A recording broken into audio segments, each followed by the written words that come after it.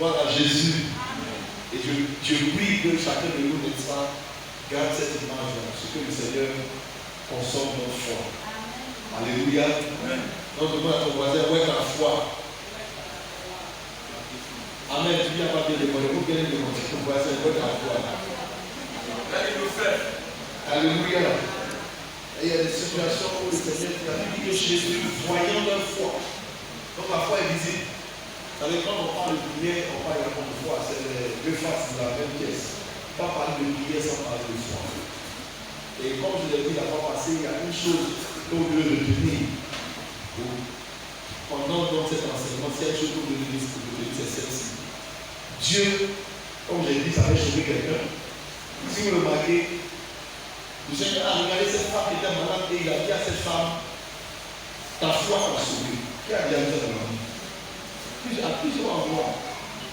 Donc on se rend compte, quand on, à force de prier, à force d'enseigner sur la prière, qu'en réalité, Dieu, il exauce, il nous donne notre foi. Amen.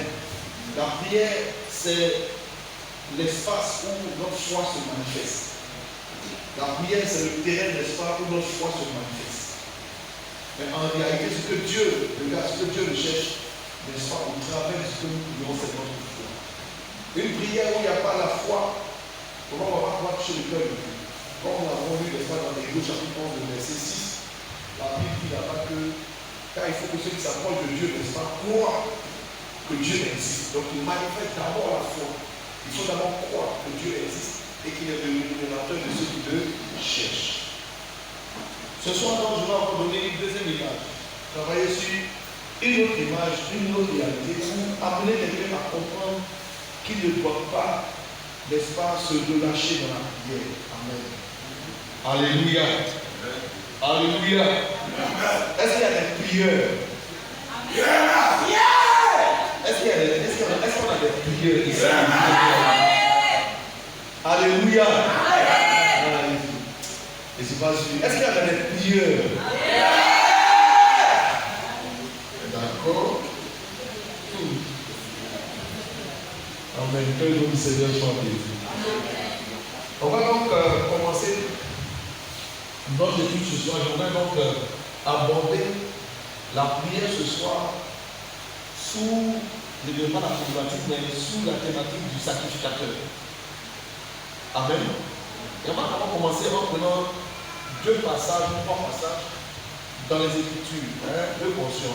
En Exode, au chapitre 19, Dieu s'adresse donc à son peuple au travers de son serviteur. Exode, le chiffre au chapitre 19. Dieu parle donc à Moïse.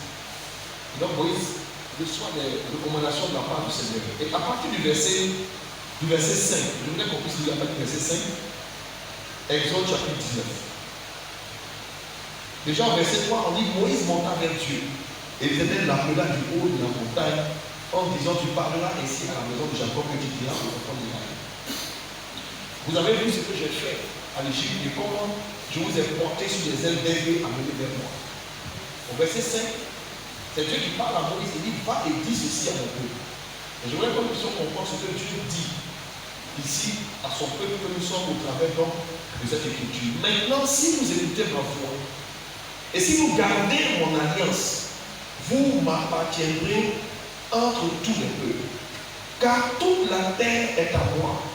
Vous serez pour moi un royaume de sacrificateurs et une nation sainte. Voilà les paroles que tu diras aux enfants d'Israël. Alléluia. Dieu parle ici à Moïse. Il dit voici ce que tu vas dire à mon peuple, dis à mes enfants. Et en autre, nous voyons ceci. Il dit si vous écoutez ma voix et si vous gardez mon alliance. Autrement dit, si vous obéissez, voici ce que je ferai de vous. Vous m'appartiendrez. Amen. Qui n'a pas envie d'appartenir à Dieu? Est-ce que quelqu'un ce soir veut appartenir au Seigneur? Alors il dit, si vous écoutez ma voix et si vous gardez mon alliance, vous m'appartiendrez entre tous les peuples, car toute la terre est à moi. Et il dit ceci au verset 6. Vous serez pour moi. Retiens bien ce que Dieu dit. Vous serez pour moi un royaume de quoi? Un royaume de sacrificateurs et une nation sainte. Voici les paroles que tu diras aux enfants d'Israël. Vous serez pour moi un royaume et des sacrificateurs. Dieu dit à Moïse, va dire à mon peuple, va dire à mes enfants, que si vous m'obéissez, si vous gardez mon alliance, si vous gardez mon alliance, voici, vous serez pour moi, vous serez mon peuple, parce que la terre m'appartient. Vous serez mon peuple, et non seulement vous serez mon peuple, mais vous serez pour moi un royaume de sacrificateurs. Là, nous sommes dans l'Ancien Testament. Mais lorsque nous venons dans le Nouveau Testament également, on va prendre Apocalypse au chapitre 1. Dans l'Apocalypse au chapitre 1. Et nous avons dit là-bas également ce que Dieu dit. Et là, Dieu s'adresse donc à l'apôtre Jean, qui a été enlevé en esprit quand il était en train de prier sur l'île de Patmos, et il reçoit cette grande révélation des temps de la fin. Et entre autres, nous lisons à partir du verset 4, Jean aux 7 églises qui sont en Asie, sur chapitre 1. Que la grâce et la paix vous soient données de la part de celui qui est, qui était et qui vient, et de la part des 7 esprits qui sont devant son trône.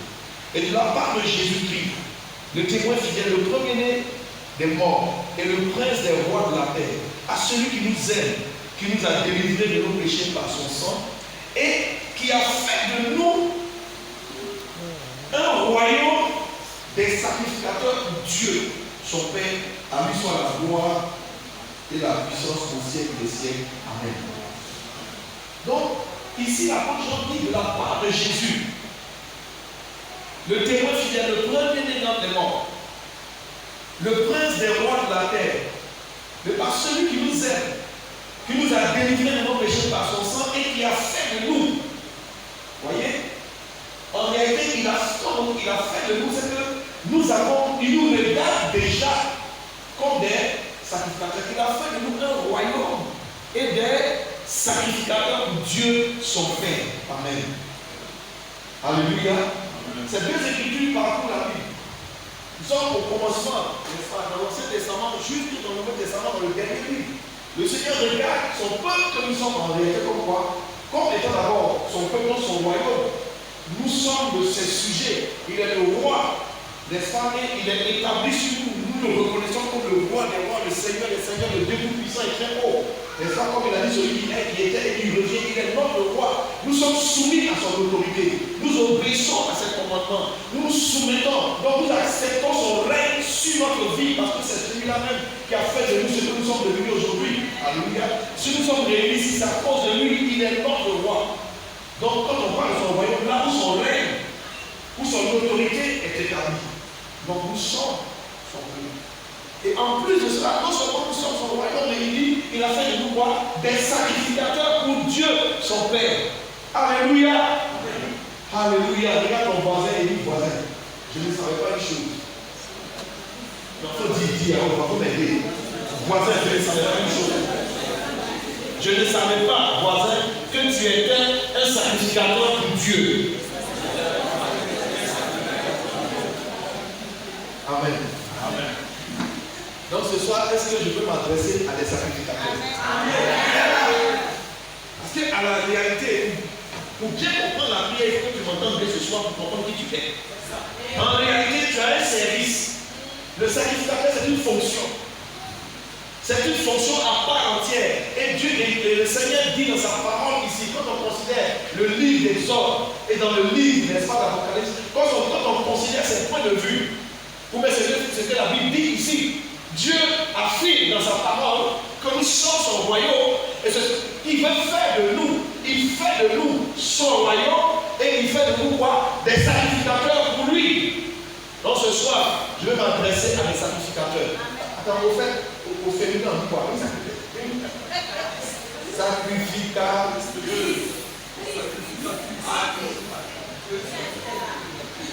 C'est ça. Donc ça concerne les hommes et les. Ce n'est pas une question parce que ce n'est pas une question seulement d'hommes, c'est une question de orchestre. Tous ceux qui ont accepté Jésus-Christ, ils font partie du royaume de Dieu. Aujourd'hui, tu deviens quoi? sacrificateur. Peut-être que tu ignorais ces choses-là. Mais dès que tu entends cette parole et que tu t'accordes, que tu crois en cette parole, je vais t'annoncer cette bonne nouvelle. Je vais t'introduire ce soir dans une nouvelle fonction, dans celle de sacrificateur. Alléluia. Alléluia. Peut-être que tu ne le savais pas, mais ce soir, tu vas le savoir au nom de Jésus. Répète après moi, je suis un sacrificateur. Voilà. Donc, peuple de Dieu, c'est le Seigneur qui dit qu'il a fait de nous. Donc si tu n'as pas compris que tu es sacrificateur, c'est comme s'il y a quelque chose qui est inachevé. Il dit qu'il a fait de nous, il n'a pas dit je ferai de vous, mais c'est comme il dit il a fait de nous, donc c'est quelque chose qui est déjà acquis. Dans la pensée de Dieu, dans la manière dont Dieu voit son peuple, nous sommes son royaume, n'est-ce pas? Nous sommes dans ceux qui sont règne et établis. Et de nous qui sommes venus son royaume, nous qui lui appartenons, nous qui obéissons, nous qui gardons son alliance et qui obéissons à sa parole, il dit qu'il a fait de nous un royaume et aussi des sacrificateurs. Ce qui veut dire que tu as une fonction. Peut-être que tu n'as pas encore commencé ce ministère, mais chacun de nous est un sacrificateur. Amen. Alléluia. Donc si nous sommes 50 ce soir dans cette salle, il y a 50 sacrificateurs. Amen. Mais peut-être que nous fonctionnons à des niveaux différents. Peut-être que nous fonctionnons à des degrés différents. Mais nous sommes tous des sacrificateurs pour Dieu. Amen. Est-ce que ça va? Amen. Que le nom du Seigneur soit loué. Donc on continue maintenant. Je vais donner des en tant que sacrificateur. Si je pose la question, aujourd'hui j'ai posé la question à quelqu'un pour le micro, pas m'expliquer. Selon lui, selon toi, un sacrificateur c'est quoi? Ou bien un sacrificateur c'est qui? Une sacrificatrice, c'est qui? Oui, maman, lève-toi et puis parle fort.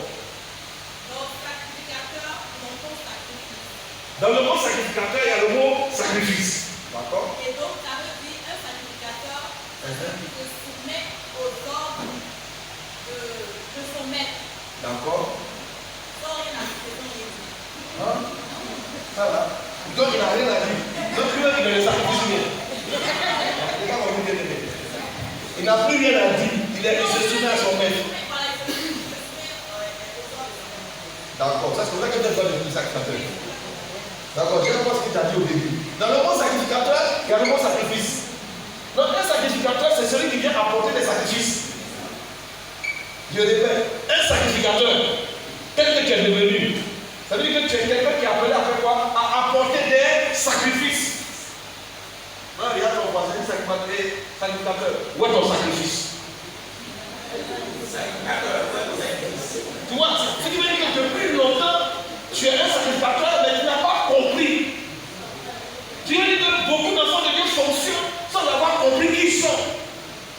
Or, Dieu dit qu'il a fait de vous des sacrificateurs. Donc, où sont les sacrificateurs de Dieu? Bon, je n'ai pas posé la question à quelqu'un. Ils sont en train d'enseigner. Le sacrificateur. C'est quelqu'un qui apporte des sacrifices. Gloire à Jésus. Et un sacrifice, c'est quoi? C'est un animal ou c'est quelque chose qu'on prend, qu'on va immoler, qu'on va apporter, présenter à une divinité. Et ici, c'est notre Dieu. C'est compris? Alors dans Hébreu chapitre 1, Hébreu chapitre 5, dans le livre d'Hébreu au chapitre 5, il y a une définition au chapitre 5. Je t'encourage plus tard, mais ce soir même en entrant, à lire tout le chapitre 5. C'est 14 versets. Mais je vais lire juste le premier. On va juste lire le premier verset. En effet, tout souverain sacrificateur. Vous y êtes? On lit ensemble. En effet, tout souverain sacrificateur, puis du milieu des hommes, est établi pour les hommes dans le service de Dieu, afin de présenter des offrandes et des sacrifices pour les péchés. Voilà le rôle du sacrificateur. On dit tout, on dit en effet, tout souverain sacrificateur est choisi pour ça. Est pris où? Du milieu des hommes. C'est ça? On a la même version. On l'a pris au milieu des hommes et on l'a établi pour qui? Pour les hommes dans le service de Dieu. Il faut bien comprendre. Donc le sacrificateur travaille pour qui? Il travaille pour qui? Ah, il faut bien comprendre. Hein? Il est établi, il est au service de qui? Vous? voyez comment on lit le même verset et puis on comprend deux choses différentes. On dit, on le choisit pour aimer les hommes. Il y a un passage en Jean au chapitre 15. Le Seigneur pouvait dire à ses disciples, ce n'est pas vous qui avez quoi? Ce n'est pas vous qui m'avez choisi. Mais c'est moi qui vous ai choisi. Qui connaît la suite? Et qui vous, non, c'est moi qui vous ai choisi et qui vous ai établi. Jean chapitre 15, je crois que le verset 16 ou le verset 17. Ce n'est pas vous qui m'avez choisi, mais c'est moi qui vous ai choisi et qui vous ai établi. Et ici, on voit que le sacrificateur, il est quoi? Il est pris au milieu des hommes. Donc Dieu te choisit au milieu des hommes. Et qu'est-ce qu'il fait? Il t'a établi. Donc tu es à son service. Mais tu es en train de servir, tu es à son service, mais pour qui? Pour les hommes. Dis Amen. Amen. Regarde le peuple. Est-ce que tu me suis? On va doucement. Je pose, viens partir doucement et marcher que tout le monde a compris. Donc, le sacrificateur n'est pas seulement en train de faire son service pour lui. Mais il fait son service pour qui? On l'a établi il est au service de Dieu, mais il exerce son ministère en faveur de qui? Pour les autres. Donc qu'est-ce qu'il fait? On dit qu'il doit apporter quoi? Qu'est-ce qu'il apporte? Il apporte des sacrifices, et puis quoi encore? Des offrandes et des sacrifices. Amen. Dis Amen. Amen. Je connais le pasteur, s'il a vu ce verset là, mon Dieu, c'est qu'il va sortir derrière. À déplier les chrétiens tout de suite. Le sacrificateur, d'abord, il mène une vie de sacrifice. Le sacrificateur, c'est quelqu'un qui est consacré. Quelqu'un qui s'est dédié au service de Dieu. Un sacrificateur, il est au service de Dieu. Ce soir, je viens t'annoncer que tu es au service de Dieu. Amen. C'est-à-dire que c'est le premier ministère, c'est le premier service, avant tout notre service. Et au niveau des sacrificateurs, il y a des grades. Ici, on parle du souverain sacrificateur. Dans d'autres, il y a un autre grade où on dit le grand souverain sacrificateur. Et on parle des sacrificateurs. Ça peut aller? Donc, le sacrificateur, c'est ce que tu es. Je t'annonce ça ce soir. Tu es un sacrificateur. En réalité, tu es un rôle. Nous sommes tous des sacrificateurs. On a un rôle. Nous sommes tous au service de Dieu. Amen. Et on est au service de Dieu en faveur de qui? On est au service de Dieu, mais en faveur des hommes. Et ce service est un service que Dieu a choisi pour nous. Ce n'est pas vous qui avez choisi, mais c'est moi qui vous ai choisi du milieu des hommes. Regarde dans ta maison, dans ta famille, dans ton quartier, dans ton village. Dieu t'a choisi au milieu de plusieurs. Pourquoi toi tu crois en lui? Pourquoi tu as cru? On annonce l'évangile à plus à 10 personnes. Pourquoi il y a 2 ou 3 qui croient et les autres ne croient pas? C'est parce que tu as été choisi. Amen. Tout le monde n'a pas accès, c'est une grâce. Quand tu dis que tu crois en Jésus, c'est une grâce. Tu n'as pas fait d'effort pour ça. On t'a annoncé l'évangile et puis tu as été touché. Ça, c'est la grâce de Dieu qui est venue vers toi. Alléluia. Quelqu'un peut lire pour moi en Romains chapitre 12, verset 3. Là-bas, l'apôtre Paul est en train d'exhorter l'église. En Romains chapitre 12, on peut lire ça rapidement à haute voix. En Romains chapitre 12, verset 3. Puis, mon pasteur, comme la dernière fois, tu peux 12, verset 3. Romains chapitre 12. Par la grâce qui m'a été donnée. C'est l'apôtre Paul qui parle par la grâce qui m'a été donnée. Je dis à chacun de vous. À chacun de vous, je dis ceci. De n'avoir pas de lui-même. N'est pas de toi-même Une trop haute opinion. Mais de revêtir des sentiments modestes. Je t'arrête. Paul est en train de dire, à chacun de vous, je dis ceci. Par la grâce qui m'a été donnée, je dis à chacun de vous de ne pas avoir une trop haute opinion. C'est pourquoi j'ai un problème avec les chrétiens qui sont orgueilleux. Oui, nous parlons des choses qui concernent des personnes qui n'ont pas une trop haute opinion d'elles-mêmes. Des personnes qui ne se regardent pas, qui sont attirées par les choses qui sont simples et modestes. Il y a des révélations, il y a des vérités dans la parole de Dieu qui ne sont pas accessibles à des personnes qui sont gonflées. Dieu n'a pas fait entrer certains de ses enfants dans beaucoup de chrétiens n'ont pas dans leur destinée à cause de l'orgueil. Donc Paul parle aux chrétiens, à ceux de Rome, parce qu'ils pensaient qu'ils étaient plus spirituels que les autres. Amen. Il leur dit, n'ayez pas de vous-même quoi? Une trop haute opinion. Pardon, dis à ton voisin, faut descendre, faut. Comment on dit dans la région? Il faut te dégonfler, il faut et puis, il n'y a pas de toi même une fois, une trop haute opinion. Continue. Selon la mesure de foi Écoutez, selon la mesure de foi que Dieu a départi à chacun. Ici, qu'est-ce que la Bible dit? Il dit, je vous demande de ne pas avoir une trop haute opinion de vous-même, mais de revêtir quoi? Des sentiments modestes selon la mesure de quoi? De foi que Dieu a départi à chacun. Ce qui veut dire que Dieu a donné à chacun de nous quoi? Une mesure de foi. Ce qui veut dire qu'il n'y a pas un enfant de Dieu, il n'y a pas quelqu'un qui va dire oui, j'accepte Christ dans ma vie et puis il n'a pas la foi. C'est impossible. C'est pour ça qu'il dit que quiconque a accepté Christ, c'est une grâce de Dieu. Alors, dès que tu as accepté Christ, tu as reçu deux choses, la foi et la grâce. C'est une grâce d'être sauvé. C'est une grâce d'être assis là. Alléluia. Si ce n'est pas la grâce de Dieu, tu n'es pas assis là, tu es assis. Là, je venais tout à l'heure, les gens de Yopougon aiment s'asseoir au bord de la route. Devant là, ils sont assis là au bord de la route, petite table, elle est bouteille de vin, et on va faire bouteille de vin. Et ça, c'est tous les âges, depuis les vieux jusqu'aux enfants.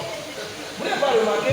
Mais ceux qui ont eu cette foi, ceux à qui une grâce a été donnée, ils sont assis aussi ailleurs. Vous voyez? Je ne sais pas si je peux comprendre. Et puis, passé tout à l'heure, un tournoi, j'ai vu peut-être la plus petite congrégation que j'ai. Ils sont dans une petite boutique. On est passé, mais je n'ai pas vu le nom d'église. Il n'y a pas plus de 20 personnes qui peuvent se mettre alignées. Le coin, c'est comme ça.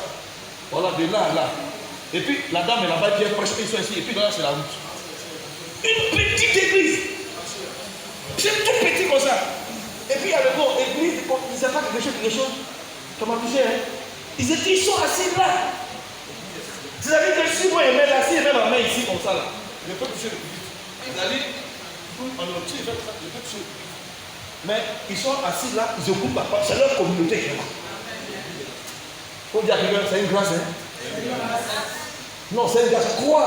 C'est un privilège. Amen. Et tu as cette foi qu'on a vu mercredi, que Jésus fait quoi? Il est le consommateur, le chef de notre foi. Donc, nous produisons cette foi pour lui. C'est ça que quelqu'un commence à dire. Mais ce soir, maintenant, au-delà de cette foi, je vais t'annoncer que tu es quoi? Tu es aussi un sacrificateur.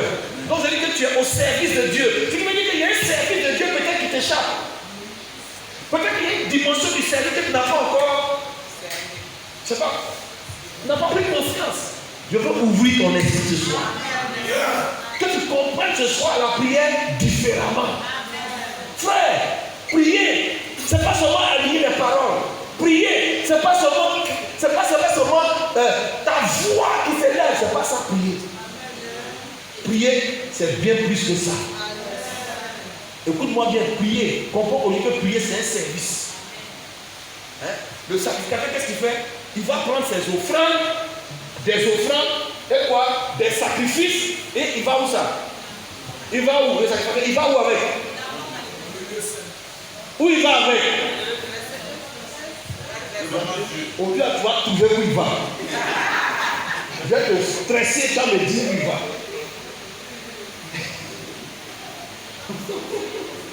Tu vas me dire où il va. Quand le sacrificateur a pris son sacrifice ou son offrande, il va où? Il va où? Il va vers Dieu. Bon, je le tiens, il va vers Dieu. Il y a une autre chose, il va où encore? On va trouver où il va. Ah, il y a un mot que j'ai entendu qui me plaît. Il va où? Il va où? Voilà. Ce qui veut dire que chaque sacrificateur a un hôtel. Amen. Alors doucement, il ne faut pas dire amen vite, parce que si tu dis amen, tu dois me répondre, vois ton hôtel. Tu vois ça?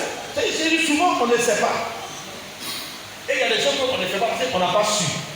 Mais la même Bible dit que mon peuple périt, pourquoi? Parce qu'il manque la connaissance. Souvent, et la Bible, vous connaissez la vérité. Et la vérité vous regarde. Il y a des situations dans lesquelles tu as des problèmes, tu es dans la défaite. À cause de l'ignorance, simplement, tu ne savais pas. Je vais t'expliquer ça pour moi. Explique-nous, papa. Tout sacrificateur vient avec ses sacrifices pour déposer ça quelque part qu'on appelle un autel, sur lequel il va brûler ça et l'odeur va monter vers la divinité ou bien la personne qui l'adore. Tous les sacrificateurs, vous allez voir, tous les communs, tous les féticheurs, même vous allez voir aujourd'hui, même que ce soit musulmans ou catholiques, ils ont un autel. Autel qui s'écrit A-U-T-E-L. Pas autel où on va dormir là. Hein. Mais autel où on vient. Ça peut aller. Il ne faut pas qu'il stresse quelqu'un. Demande à ton voisin, où est ton hôtel? C'est-à-dire, au fait, non. Au fait, non. Où est ton hôtel? Si on est d'accord que nous sommes des sacrificateurs, bon, peut-être que tu n'es pas d'accord avec moi, ce n'est pas un problème. Mais je vais poser une question. Est-ce qu'il y a des sacrificateurs de l'Éternel dans cette salle? Yeah! Non, ce n'est pas. Yeah. Si un sacrificateur dit, le voici, le voici. Est-ce qu'il y a des sacrificateurs dans cette salle? J'ai vu des mecs qui ne sont pas levés. Donc il y a des gens souffrants. Je répète. Est-ce qu'il y a des sacrificateurs dans cette salle? Il y a des mecs qui ne sont pas levés encore. C'est qu'ils n'ont pas encore compris leur rôle. C'est pas grave. Avant la fin, chacun va devenir sacrificateur. Maintenant, on peut se poser des questions, mais au fait, parce que tu nous demandes de sacrifier quoi? Mais voilà, j'ai bien dit, c'est la partie là qu'il arrive. Dis, mais attends, au fait, on sacrifie quoi? Nous, aujourd'hui, on sacrifie quoi? Parce que le sacrificateur dans le temps, leur offrande là, c'était soit de la nourriture, de la farine, des gâteaux, ils préparaient, ils apportaient. C'était aussi des animaux qu'ils apportaient, qu'on tuait, on égorgeait, ou même souvent qu'on brûlait vivement. Ce qui est sûr que tout sacrifice qui était déposé était brûlé. Parce que dans leur entendement, il fallait que cette odeur monte vers la divinité. Et ça montait comment? Ça montait sous la forme de fumée. Et donc tout devait être consumé, juste consumé par le feu. Vous êtes d'accord avec moi? Vous n'êtes pas d'accord? Vous êtes d'accord avec moi? L'animal meurt.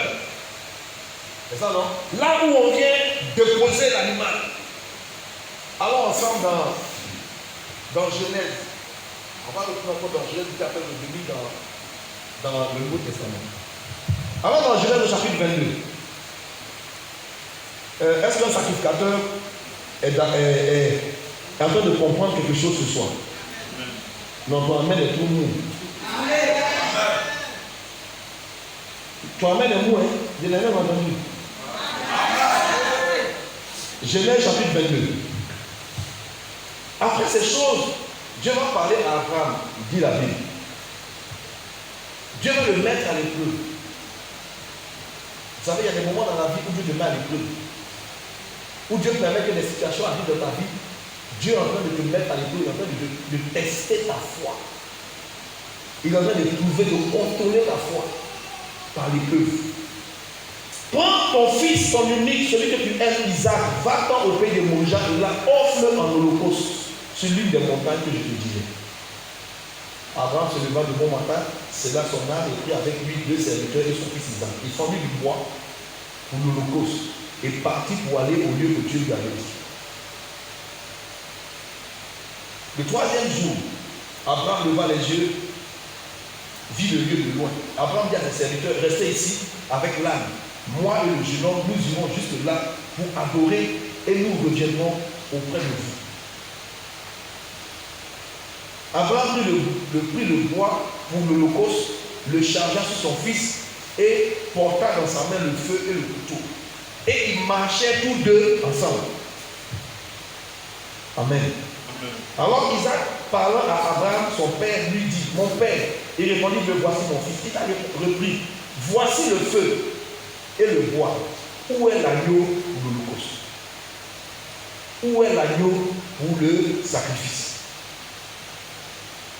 Abraham répondit, mon fils, Dieu se pourvoira lui-même de l'agneau pour l'holocauste, et ils marchaient tous deux ensemble. Lorsqu'il fut arrivé au lieu que Dieu lui avait dit, Abraham y éleva quoi? Un autel. Alléluia. Abraham y éleva un autel. Répète après moi, un autel. Et il rangea le bois sur l'autel, il lia son fils Isaac, le mit sur l'autel, par-dessus le bois. Puis Abraham étendit la main et prit le couteau pour égorger son fils. Alors l'ange de l'Éternel l'appela, et lui dit, Abraham, Abraham. Et bon, il le voici. L'ange dit, n'avance pas ta main sur l'enfant et ne lui fais rien. Car je sais maintenant que tu me crains. C'est au milieu de l'épreuve que Dieu va dire, je vois maintenant, je sais maintenant que quoi? Que tu me crains. Au milieu de la difficulté, au milieu de l'épreuve, Dieu veut voir si vraiment tu le crains. Au milieu de la tentation, Dieu veut voir si tu le crains. Il y a des situations que Dieu laisse arriver dans notre vie, tout simplement parce qu'il veut voir si nous le craignons. Alors, n'avance pas, ne lui fais rien, car il sait maintenant que tu me crains et que tu n'as pas refusé ton fils, ton unique. Et Abraham leva les yeux et vit derrière lui un bélier retenu dans un buisson par le corps. Et Abraham alla prendre le bélier et l'offrit en holocauste à la place de son fils. Abraham donna à ce lieu le nom de Yahweh Jireh. C'est pourquoi on dit aujourd'hui, à la montagne de l'Éternel, il sera pourvu. Amen. Est-ce que là, on peut maintenant accélérer? À la montagne de l'Éternel, il sera pourvu. Yahweh Jireh. Qui a déjà prié et puis qui avait dû invoquer ce Dieu par ce nom-là? Yahweh Jireh. Qui a déjà commencé ça? C'est que tu es l'Éternel Dieu qui pourvoit. Mais Yahweh, il ne va pas pouvoir tant que tu n'es pas venu avec ton sacrifice. Ou bien? Quelqu'un n'a pas compris ça? Hein? Je vais aller doucement. Donc, Abraham ici devient comme un par la foi. On l'appelle dans la Bible le père de la foi. Mais le voici lui-même en train de faire quoi? En train de venir apporter, d'entrer dans cette dimension aussi de sacrificateur. Il va bâtir un autel et apporter ce qu'il avait de plus cher, son unique. Mais si vous remarquez, Abraham, il part avec son fils, ils sont en train de marcher ensemble. Mais à un moment donné, il prend le bois, il charge le bois sur il part avec le bois. Le bois ici rappelle quelqu'un d'autre pour lequel je reviendrai tout à l'heure. Que tu comprennes où se trouve l'autel, où nous apportons nos sacrifices, notre offrande. Quand il arrive, il voit le lieu de loin. Dieu lui avait déjà parlé, va dans tel endroit. Quand Abraham arrive dans l'endroit, il remarque l'endroit, il dit à ses serviteurs, restez ici. Mais s'il y avait un sacrifice à faire, il y a Abraham, il y a son fils, il y a les deux serviteurs, ils sont comme peut-être 4 personnes. Si on devait faire un sacrifice là, c'est qui on devait sacrifier?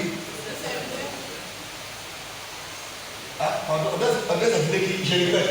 Il y avait Abraham, son fils, les deux serviteurs, j'ai oublié quelqu'un. L'âne. Il y avait l'âne. Si on devait sacrifier quelque chose là, c'est qui on va sacrifier? C'est l'âne. Mais si on a sacrifié un âne, l'âne qui est têtu. C'est pas tout. Quand Dieu te demande le sacrifice, ce n'est pas n'importe quel sacrifice qu'on amène. Je parle de quelque chose où ce n'est pas n'importe quel sacrifice qu'on amène. Abraham vient avec son enfant, regardez, quand il va faire quoi? Dieu lui dit, offre ton enfant en holocauste. Ça veut dire quoi? Il faut venir faire quoi? Viens me l'offrir, viens le sacrifier, viens le tuer, viens l'égorger et tu le brûles. En holocauste, ça veut dire que tu l'as d'abord pour ne pas qu'il soit en train de crier, il faut l'égorger. Là, quand on le brûle, il n'est pas en train de crier. Donc l'animal est d'abord égorgé, immolé, et ensuite présenté, monté, et on met le feu. Abraham part avec le feu, avec le couteau, avec le bois. Mais maintenant l'enfant, chemin faisant, frère, un fils marche avec son père. Bon, je ne vais pas rentrer dans cette autre révélation, mais je dis à quelqu'un, quand il partait sur la montagne, Abraham savait ce qu'il partait faire, pasteur. Il partait faire quoi? Je vous pose la question. Alors doucement. Abraham partait faire quoi? Parlez bien. Il partait sacrifier son fils. Ça va ça? Autrement dit, il partait le tuer. Mais qu'est-ce qu'il dit au serviteur qu'il a laissé? Il a dit restez là-bas, restez là, moi et l'enfant. Nous allons, lisez bien, nous allons adorer Dieu. Il y a un mot qui sort. C'est la première fois où le mot adorer sort là. Il sait qu'il ne va offrir un sacrifice, mais il dit quoi? L'enfant et moi, nous allons adorer. Ils ne partaient pas chanter. Hein. Ils n'ont pas pris d'instrument. Ils n'ont pas appelé un chant. Mais l'acte qui partait poser, il appelait ça quoi? Adoration. Donc comprenez que l'adoration, ce n'est pas chanter seulement. La vraie adoration consiste à quoi? À obéir à Dieu. Et aller dans la présence de Dieu lui apporter quoi? Un sacrifice. Tu n'as pas quoi adorer. Hein. Adorer, ce n'est pas se mettre à genoux pleurer. Et puis après, quand tu sors, on sait que le diable t'attend derrière l'hôtel maman. Ouais. Adorer, ce n'est pas chanter. Adorer, ce n'est pas seulement jouer de la musique. Hein. Adorer. Où le mot adorer est sorti la première fois dans la Bible, c'est là. Ça veut dire quoi? Obéir. Apporter un sacrifice. Donc, quand on parle des sacrificateurs, en réalité, on est en train de parler d'une autre dimension. Je vais aller doucement. Maintenant, on vient apporter l'enfant. Je vous assure que l'enfant, ce n'était pas un petit de 12 ans, 13 ans, ou bien 11 ans, 10 ans. L'enfant qui était là, Isaac, il avait quel âge? Là. Où il a pu sur le fardeau, mettre son dos. Marcher, son papa, poser une question. Papa, je vois le couteau, je vois le feu, je vois le bois. Il y a quelque chose que je ne vois pas. Je ne vois pas l'agneau, je ne vois pas l'animal. Papa dit, tais-toi. À la montagne de l'Éternel. Dieu vous voit.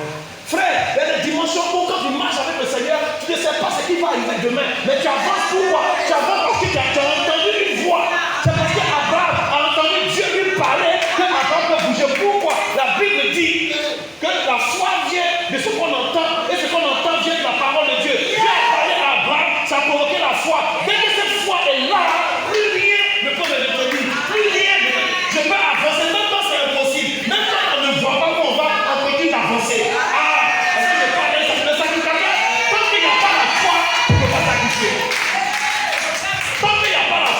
Tu ne peux pas sacrifier.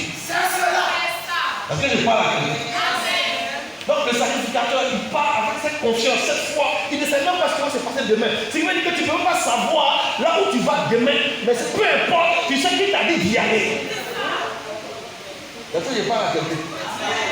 Donc, Abraham s'en va. Voyez l'accord. Même quand les questions, on pose des questions au sacrificateur, le sacrificateur, il sait parler en tenant compte de ce que Dieu lui a dit. Dis alors, l'Éternel, pouvoir. Le sacrificateur sait que l'Éternel pouvoir. Il vient se sacrifier. Regardez bien.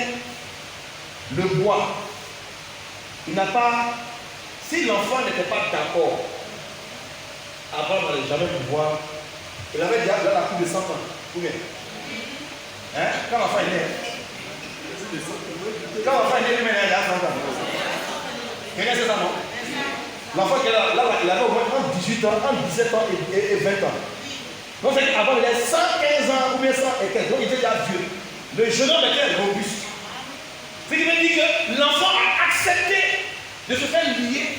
Il a monté, il a compris que c'est lui-même qui était quoi? Qui était l'agneau du sacrifice. Mais il a compris qu'une parole de son père. Il n'a pas entendu la voix de Dieu. Il a entendu une parole de son père. Au moment où il partait, son père lui a dit au serviteur, restez ici. L'enfant et moi, nous partons et nous reviendrons.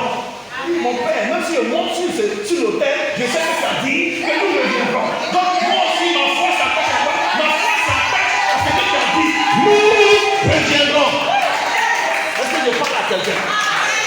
Est-ce que je parle à quelqu'un? Donc tout pouvoir avec la foi. Il n'y a pas un sacrificateur qui opère en dehors de la foi. Est-ce que ça va? Ça va? Hein? C'est veut dire qu'on va sacrifier, mais il y a des moments où toi-même tu es devenu aussi quoi? Le sacrifice. C'est quand toi-même tu es devenu le sacrifice là. Que Abraham maintenant, au moment où il va maintenant tuer l'enfant, l'égorger, le ciel parle encore. Attends. Et là, Dieu dit, je vois que tu me crains. Et à ce moment, il dit non, il ne faut pas débattre dans la forêt. Autrement dit, Dieu a déjà reçu le sacrifice. Quelqu'un de me dit dans Jean 8. Dans Jean 8, le verset 50. À partir de 56, 57, 58. Jean 8. Jean chapitre 8. C'est Jésus qui a de parler à la foule, et particulièrement aux Juifs. Il dit, vous dites que vous avez pour père Abraham. Il y a eu ce débat avec eux. Qu'est-ce qu'il leur dit au verset 56? Abraham, votre père, a tressailli de joie. À quel verset? 56. Il dit, Abraham, votre père, a fait quoi? A tressailli de joie. À cause de quoi? De ce qu'il verrait mon jour. Il l'a vu et il s'est réjoui. Les Juifs lui disent, tu n'as pas encore 50 ans et tu as vu Abraham. C'est que entre Abraham et puis Jésus, il y a au moins plus de 4000 ans. De Abraham à David, de David à Jésus, c'est 2000. Au moins 4000 années. Toi, dans même pas 50 ans, tu as vu Abraham. Nous, on sait que tu mens maintenant. Il faut dire la chose. Jésus leur dit, en vérité, je vous le dis, avant qu'Abraham fût, je suis. Avant qu'Abraham le soit, avant qu'Abraham fût, je suis. Et il dit en réalité, on dit que Abraham a vu mon jour. Et Abraham a fait quoi? Tressaillir de joie. À quel moment Abraham a vu le jour de Christ? À quel moment? À quel moment? Au moment des sacrifices. Lui, il était un père qui était en train de faire quoi? De sacrifier son fils unique qu'il aime. Au moment de le sacrifier, Dieu dit attends. Donc Dieu ouvre. Et quand tu es dans une dimension de obéissance, il y a une ouverture d'esprit. Donc Dieu ouvre les yeux d'Abraham. Qu'est-ce qu'Abraham voit? Abraham voit Dieu de l'autre côté de la colline. Parce qu'en Moricha, c'est là aussi qu'on a crucifié Jésus. C'est là que le temps, que Salomon a bâti le temps. C'est dans le même endroit. Quelques siècles plus tard, il voit Dieu en train de faire quoi? En train d'offrir, lui Dieu, son propre fils Jésus-Christ sur la croix. Donc, Abraham, depuis la colline de Moricha, il a le couteau en main, il va tuer l'enfant. Qu'est-ce que lui il voit? De l'autre côté, il voit voir un autre père qui est en train de faire quoi? Faire aussi un sacrifice. Mais sur un autel. L'autel sur lequel il sacrifiait, c'est quoi? C'était sur quel autel le père céleste sacrifiait son fils? C'était la croix, qui était symbolisée par le bois. Le bois qui était aussi sur l'autel de Isaac. Et on voit Isaac qui a porté le bois pour aller où ça? Sur la colline. Symbole de qui? Du fils. Qui fait quoi? Qui porte la croix pour aller où ça? Pour obéir à son père. Est-ce que vous comprenez ce qui se passe? Donc, quelque chose s'est passé dans l'Ancien Testament comme une ombre de quelque chose qui devait arriver. Et on voit l'image parfaite pour ça en Golgotha. Dieu est en train de faire quoi? De sacrifier son fils. Dieu, Abraham, par son obéissance, a permis à Dieu à nouveau de pouvoir introduire son fils sur la terre. Est-ce que je parle à quelqu'un? Est-ce qu'il y a un sacrificateur dans vous? Parce que je me sacrifie, il y a des sacrificatrices. Mais il n'y a pas beaucoup de sacrificateurs. Alléluia. Alléluia. Je vais annoncer à quelqu'un ce soir, Dieu reçoit ton sacrifice. Amen. Est-ce que je peux parler encore? Je peux parler encore à quelqu'un. Donc tu comprends en réalité l'autel où Christ a été sacrifié. L'autel, c'est là où on vient sacrifier. Mais quand Jésus lui-même vient en tant que Jean-Baptiste a vu, il a dit voici qui, il n'a pas dit voici qui. L'agneau. Et où est-ce que cet agneau a été sacrifié? À Golgotha. Où ça? Sur le bois du calvaire. C'est sur la croix. Donc c'est comme si la croix devient maintenant pour nous comme quoi? Comme un autel. C'est pourquoi Paul ne néglige pas la prédication de la croix. C'est pourquoi il dit à tous les sacrificateurs, comme Isaac, à tous les, il dit, si quelqu'un veut me suivre, Matthieu 16, 24. Est-ce qu'on va ensemble? Alors, il faut on devait qu'on va dire, voisin, on s'en va là, si tu ne suis pas, c'est pas bon. Dis voisin qu'on s'en va, quelque part, tu es là, tu ne suis pas. Le gars il est transmis et puis tu ne suis pas. Matthieu 16, verset 24 dit, Matthieu 7, 24. Non, 16, s'il vous plaît, 16. Si quelqu'un veut venir après moi. Matthieu 16, 24. Alors Jésus dit à ses disciples. Jésus parle à ses disciples. Si quelqu'un veut venir après moi, si quelqu'un veut venir après moi, il renonce à lui-même. qu'il renonce à lui-même. Il se charge de sa croix. Comme Isaac, qui a pris le bois, symbole de quoi? De la croix. Et qu'il me suive. Autrement dit, la croix à cette époque est l'instrument sur lequel on tuait les condamnés. Donc, dis, prends ta croix, ça veut dire quoi? Accepte de quoi? Accepte de mourir à toi-même. Un sacrificateur est quelqu'un qui est déjà quoi? Qui est déjà mort. Comme Isaac. Je vais dire ça autrement. Un sacrificateur, c'est quelqu'un qui n'est pas vivant, il est déjà mort. Amen. Là, tu vois, le amen de tout à l'heure était un amen violent. Mais le amen de il y a amen même. Amen de Morini. Ah, marcher avec le Seigneur, c'est pas facile. Il y a la partie où, quand on commence, tu entends le Seigneur dire viens et vois. Tu viens, tu vois les merveilles, les choses intéressantes. Tu es émerveillé, viens et vois. Tu découvres les choses merveilleuses. Oh Seigneur, merci. La deuxième étape, on te dira viens et suis-nous. Oui, Seigneur, je veux marcher avec toi. J'ai vu des choses tellement merveilleuses. Je veux marcher avec toi. Et puis tu arrives maintenant à un carrefour. Le Seigneur maintenant, viens et meurs. En ce moment-là, on a arrêté. Pasteur, c'est une affaire comme ça. Tu nous envoies, on te suit. Au début, c'est nous. Viens et vois. On voit des miracles, des guérisons, des secours, des interventions de Dieu. On voit vraiment que c'est intéressant. Après, on dit maintenant, viens et suis. Oui, on veut suivre, on se baptise. On veut devenir disciple, on veut écouter la parole. C'est intéressant. On suit le mouvement, c'est chic. Mais le game là, il y a sa suite. Viens et si quelqu'un veut me suivre. C'est pourquoi il a dit, Jésus l'a dit autrement encore. Jean 12, je crois, verset 24. Viens vers le verset 22 là-bas. Des gens voulaient voir Jésus un jour. Hein? Ils sont venus le voir. Et ils ont vu Philippe et puis André. On veut voir le maître. Ils sont allés voir Jésus. Ah, il y a des gens qui veulent le voir. Et Jésus a dit, les gens sont venus de loin. Des Juifs qui sont venus de la Grèce pour te voir. Et il va sortir au bout des yeux. Il dit, ah, l'heure est venue où le Fils de l'homme va être glorifié. Maintenant, il y a pas de verset 22, je crois, ou 24. 22, comment ça veut dire? Philippe alla, le dit à André. Puis André et Philippe le dit à Jésus. Jésus lui répondit, l'heure est venue où le Fils de l'homme doit être glorifié. Des gens sont venus pour le voir. Hein? Il dit non, le Fils de l'homme là, son heure d'être glorifié est arrivé. Allons-y. En vérité, en vérité, je vous le dis, si le grain de blé qui est tombé en terre meurt, il reste seul. Mais s'il meurt, il porte beaucoup de fruits. Amen. Si le grain de blé qui tombe en terre meurt, il y a la mort. Il faut traverser la croix pour rentrer dans le ministère des sacrificateurs. Il ne faut pas rester seulement comme ça, devant la croix. Ou bien comme au moment où, est-ce que vous savez où les disciples étaient? Au moment où on a crucifié Jésus. Vous savez où ils étaient? D'autres étaient où ça? Très loin. Et puis ils regardaient au loin. Il y a un seul qui était où ça?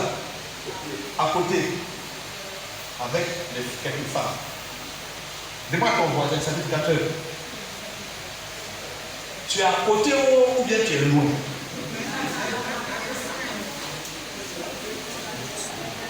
Parce qu'il y a une vie devant la croix.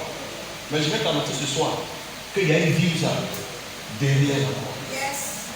Qui consiste à faire quoi? À traverser. La Bible dit, dans toutes les équipes, Paul dit, renoncez à vous-même. Faites mourir.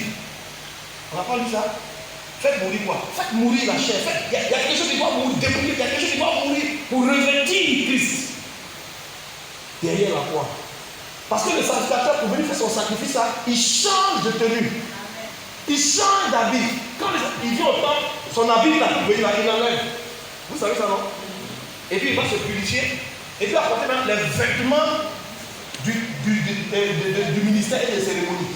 Il va maintenant faire. Et quand il a fini encore, ça c'était le sacrificateur dans l'ancienne alliance. Mais Jésus dit qu'il a fait de nous un royaume de sacrificateurs. Tu veux que le service là continue aujourd'hui encore. Ça signifie quoi pour nous aujourd'hui, concrètement?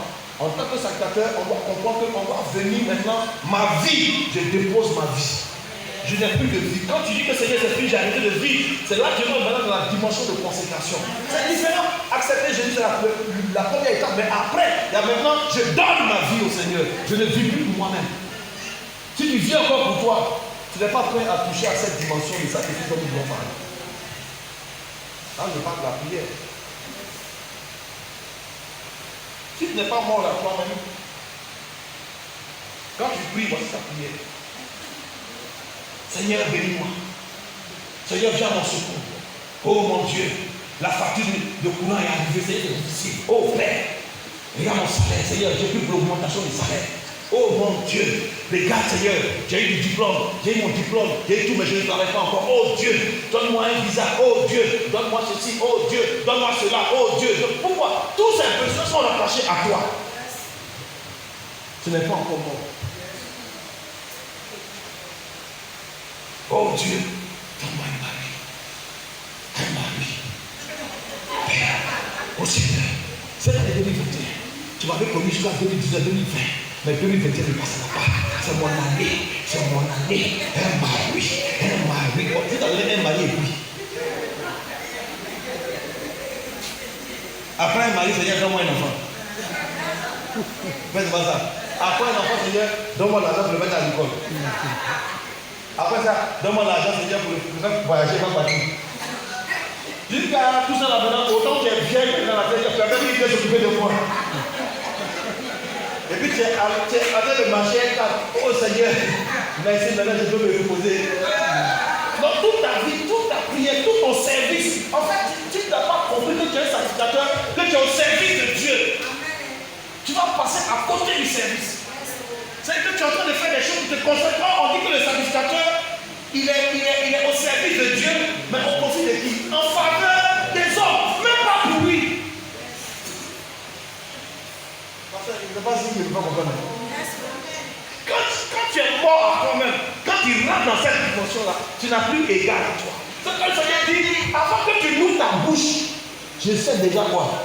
Tout ce que tu vas dire. Avant que tu n'exprimes ton besoin, je sais déjà que ce dont tu as besoin. Voilà pourquoi il dit que recherchez quoi? Recherchez premièrement le service de Dieu, le ministère. Et ces choses que tu cherches là, pour toi, ça fait quoi? Ça te suit. Oh, au lieu de regarder les choses, on est comme ça. Vous regardez les choses d'en haut, mais nous on se fait comment? On se fait comme ça. Là on voit le dos. Et on a un pied, elle veut faire les choses.